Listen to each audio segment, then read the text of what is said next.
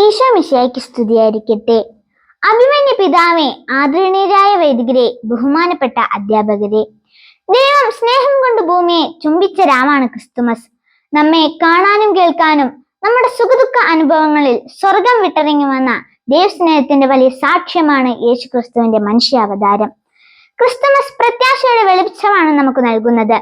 ജീവിതത്തിൽ തകർച്ചയുടെ നീർച്ചഴികൾ ഉണ്ടായേക്കാം, പക്ഷേ അത്തരം പ്രതിസന്ധികളെ അതിജീവിച്ച് മുന്നേറുകയാണ് നമ്മുടെ ദൗത്യം.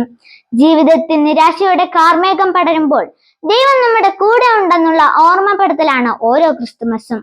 കാൽത്തൊഴുത്തിൽ ഉണ്ണിയേശു പറഞ്ഞപ്പോൾ മാലാഖമാർ പാടിയത്, അത്യുന്നതങ്ങളിൽ ദൈവത്തിന് മഹത്വം, ഭൂമിയിൽ സന്മനസ്സുള്ളവർക്ക് സമാധാനം എന്നാണ്.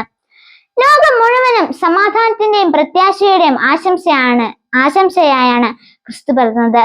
യേശു ക്രിസ്തുവിന്റെ പാവനമായ പിറവിക്ക് സാക്ഷ്യം വഹിച്ചവളാണ് ഭൂമി.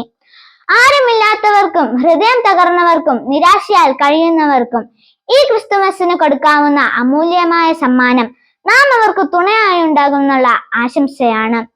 ക്രിസ്തുമസ് എല്ലാ മനുഷ്യർക്കുമുള്ള സന്തോഷത്തിന്റെ ദിവസമാണ്. ക്രിസ്തുമസ് മതസൗഹാർദ്ദത്തിന്റെ തിരുനാൾ കൂടിയാണ്. ഏവർക്കും ഒരിക്കൽ കൂടെ ക്രിസ്തുമസ് ആശംസകൾ നേർന്നുകൊണ്ട് ഞാൻ എൻ്റെ വാക്കുകൾ നിർത്തുന്നു. നന്ദി, നമസ്കാരം.